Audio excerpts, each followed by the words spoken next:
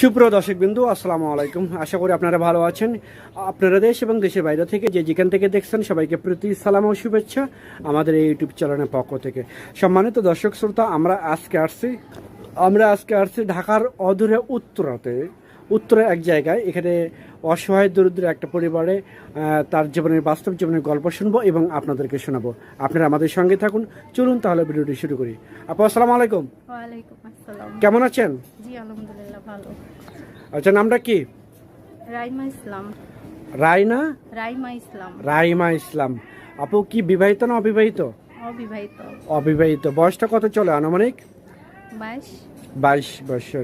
আচ্ছা, আপনি বলছেন যে আপনি বাস্তব জীবনের গল্প আমাদেরকে শোনাবেন, বলবেন সেই গল্পগুলো কি বলেন? হ্যাঁ, আসলে বাস্তব জীবনের গল্প শোনাতেই তো আসছি, যেহেতু শুনতে পারছি যে আপনাদের মাধ্যমে অনেক উপকারিত হইতেছে মানুষ, ঠিক আছে। তো এর জন্য আমরা তো অনেক অসহায় দরিদ্র, ঠিক আছে। তো তার জন্য আমি আসছি যে এর মাধ্যমে যদি আমি হেল্প পাই, উপকার হয়, বা আমার গল্প শুনে যদি কারো আমার প্রতি মায়া দয়া হয়, সে আমার পাশে এসে দাঁড়ায় বা আমাকে হেল্প করে, ঠিক আছে। তো তার জন্যই আমি আর কি এই প্রতিবেদনে আসা। এই জন্য আপনি ইউটিউবের সামনে আসছেন? আচ্ছা আচ্ছা। তা বিবাহিত না অবিবাহিতের জন্য বললেন? অবিবাহিত। তা বিয়ে করার চিন্তা ভাবনা নেই এই বয়সে? হ্যাঁ, বিয়ে করার চিন্তা ভাবনা তো অবশ্যই আছে। দরিদ্র আমরা, যেহেতু দরিদ্র, আর পুরো পরিবারের দায়িত্ব আমার উপরে। হ্যাঁ, যদি ওইরকম কাউকে পাই যে আমার সবকিছু জেনে শুনে আমাকে অ্যাকসেপ্ট করবে, ঠিক আছে, তো অবশ্যই আমি তাকে বিয়ে করব। পরিবারে কে কে আছে আপনার? পরিবারে 3 বোন 1 ভাই। 3 বোন 1 ভাই। 4 ভাই বোন। আচ্ছা আচ্ছা। বাবা মা আছে? বাবা মারা গেছে, মা আছে। বাবা মারা গেছে, মা আছে। জি, মা আছে। আচ্ছা, বড় কি আপনি? জি, আমি বড় আমার ফ্যামিলিতে। আচ্ছা, বিয়ে করার চিন্তা ভাবনা থাকলে তো আপনার বাংলাদেশে অনেক চাকরিজীবী আছে, ব্যবসায়ী আছে, প্রবাসী আছে। কোন ছেলেকে চাচ্ছেন বিয়ে করার জন্য? ছেলে তো অনেক আছে, বাট ভালো মানুষ হওয়াটাই হচ্ছে সবচেয়ে জরুরি কথা। যেহেতু আমি মনে করি প্রত্যেকটা মানুষই আপনার মনে করেন একজন এক মেন্টালিটি নিয়ে চলে। তো সবাই তো কেউ মানে যার ভিতরে মানবতা আছে সেই তো একটা মানুষের পাশে এসে দাঁড়ায়। আর আমি যদি অবশ্যই আমার মনের মতো কাউকে পাই, সে আমার পাশে এসে দাঁড়ায়, আমাকে হেল্প করে, সাহায্যের হাত বাড়িয়ে দেয়, আমি অবশ্যই তাকে অ্যাকসেপ্ট করব, বিয়ে করব। তাকে অ্যাকসেপ্ট করবেন, বিয়ে করবেন। বয়সটা আনুমানিক কেমন চাচ্ছেন? বয়সটা আসলে ম্যাটার না, মানুষটা আসলে কতটুকু ভালো, কতটুকু সৎ, বা কতটুকু মন মানসিকতা ভালো, সেটাই আমি ম্যাটার করে। সেটাই ম্যাটার করে। জি। আচ্ছা, এখন আপনি দর্শকদের উদ্দেশ্যে কি বলতে চাচ্ছেন? মূলত কি কারণে আপনি ইউটিউবের সামনে আসছেন? আমি আসলে আসছি যেহেতু আমার বাবা একটা অনেক বড় অপারেশন হওয়াতে, তো আমরা অনেক রেডি হয়ে পড়ছি। আমার বাবাটাও বাচ্চা নেই, ঠিক আছে। তো তার জন্যই আর কি আসছি, যাতে আমি মনে করেন, আর যেহেতু পরিবারে আমিই বড়, তো দায়িত্ব আমার উপরে। আমি আসলে আমার অনেক কষ্ট হয়ে যেতেছে, আমার ঘর নেই, বাড়ি নেই, কিচ্ছু নেই।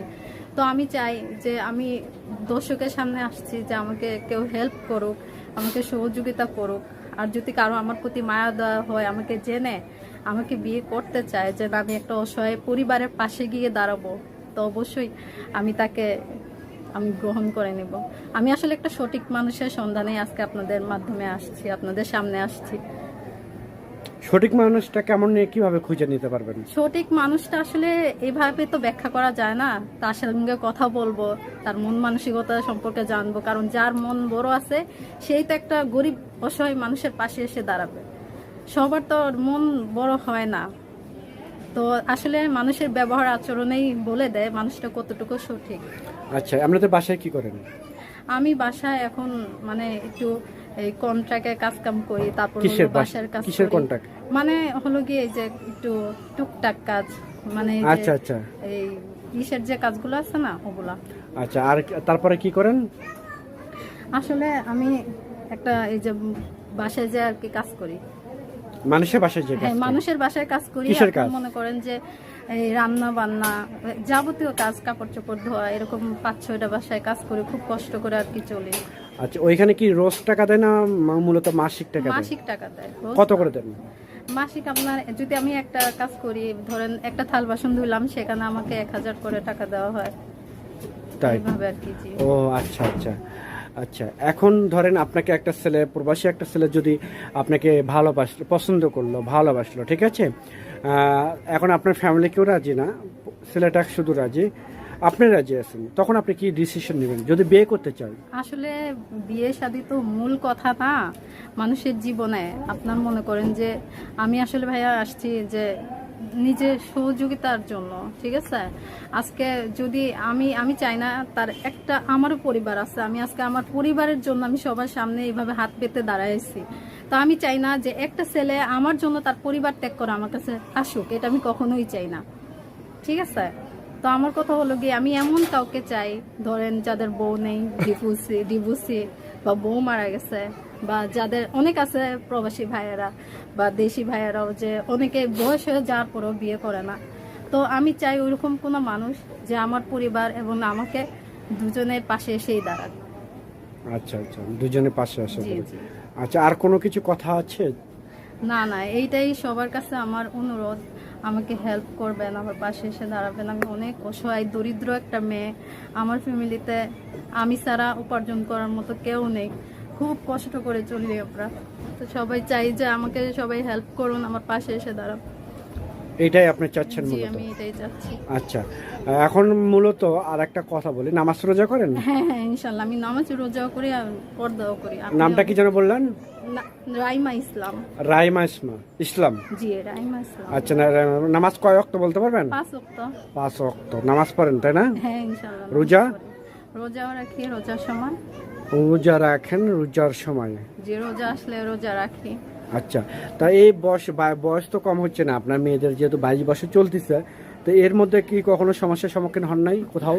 না, সমস্যার সম্মুখীন বলতে যখন আমার বাবাটা অসুস্থ হয়ে পড়লো তারপর থেকে সমস্যা শুরু আর কি। ওই সমস্যা বলতেছেন আপনার পার্সোনালি, যেমন কোথাও বাসায় কাজ করতে গেলেন সেক্ষেত্রে মানুষের আজেবাজে কথাবার্তা বললো? না না না, এরকম সমস্যার মধ্যে আমাকে পড়তে হয় না, যেহেতু আমি নিজেকে ওইভাবেই গার্ড করি, ঠিক আছে। তো আল্লাহর রহমতে এরকম সমস্যা আমাকে পড়তে হয় নাই এখনো। ওই রকম সমস্যা পড়তে হয় না? আর কোনো কিছু তো বলার নেই? না না না। আচ্ছা ঠিক আছে রাইসা আপু, আপনাকে অসংখ্য অসংখ্য ধন্যবাদ আপনার মূল্যবান সময় দেওয়ার জন্য। সম্মানিত দর্শক শ্রোতা, আজ এ পর্যন্তই। আগামীতে আবারও দেখা হবে নেক্সট কোনো ভিডিওতে। সবাই ভালো থাকবেন, সুস্থ থাকবেন, সবাই আমাদের জন্য দোয়া করবেন। খুদা হাফেজ। হ্যালো ভিউয়ার্স, আমাদের চ্যানেলে ভিডিওটি যদি ভালো লেগে থাকে তাহলে অবশ্যই সাবস্ক্রাইব, লাইক, কমেন্ট এবং বেশি বেশি শেয়ার করতে ভুলবেন না। আল্লাহ হাফেজ।